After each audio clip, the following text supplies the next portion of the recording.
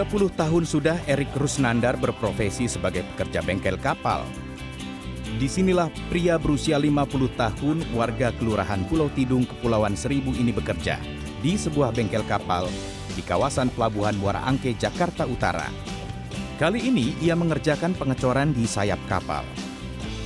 Borongan gitu ya kan, seperti fiber, perbaikan kapal maupun bikin kapal maupun yang lain-lainnya, semuanya kita bisa antisipasi karena kita punya rombongan-rombongan tersendiri yang ahli-ahlinya semua gitu. Untuk servis kapal itu kita belajar dari ya ibaratnya melihat dulu karena ini terlihat dengan jelas gitu apa yang kita ini, yang penting semangatnya aja.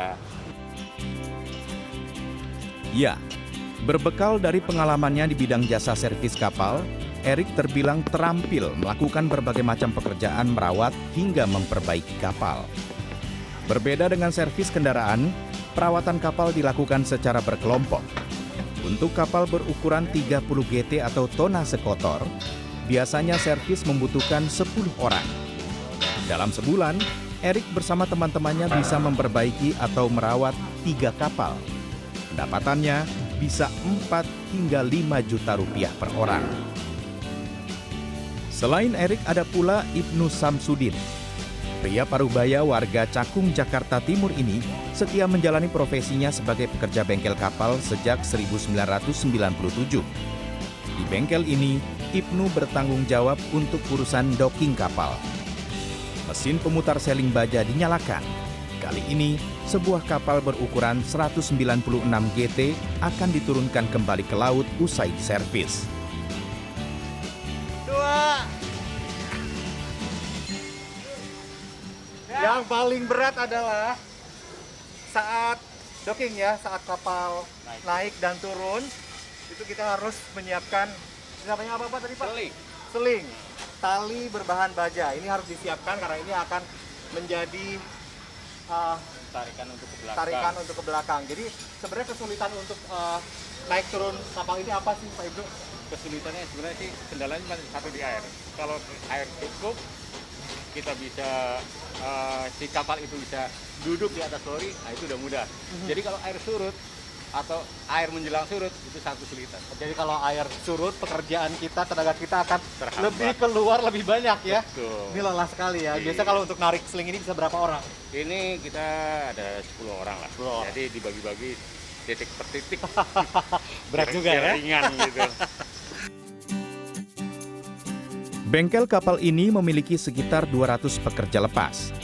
Setiap pekerja dituntut memiliki keahlian dalam merawat maupun memperbaiki kapal-kapal nelayan. Mereka bekerja sesuai keahliannya, termasuk memperbaiki bagian mesin kapal. Setiap hari mereka bekerja mulai pukul 8 pagi hingga 5 sore. Namun, bila ada kapal yang membutuhkan servis lebih cepat, para pekerja bengkel kapal ini rela bekerja hingga malam. Semakin banyak bagian kapal yang diperbaiki, maka semakin lama pula servis dilakukan.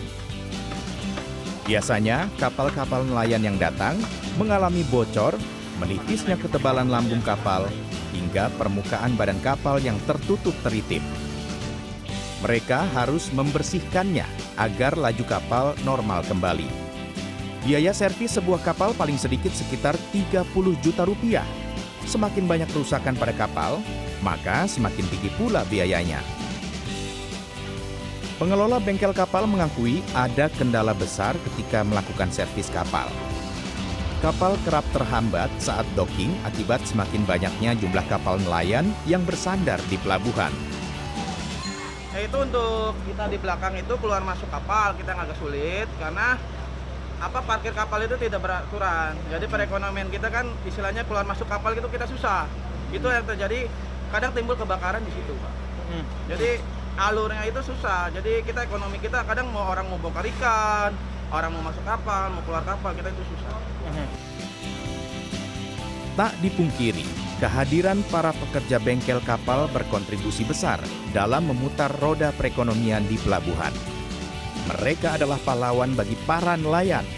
Karena berkat tangan-tangan terampil mereka, kapal mampu berlayar dengan baik. Victor Pangaribuan, Fordanto Bimantoro, Jakarta.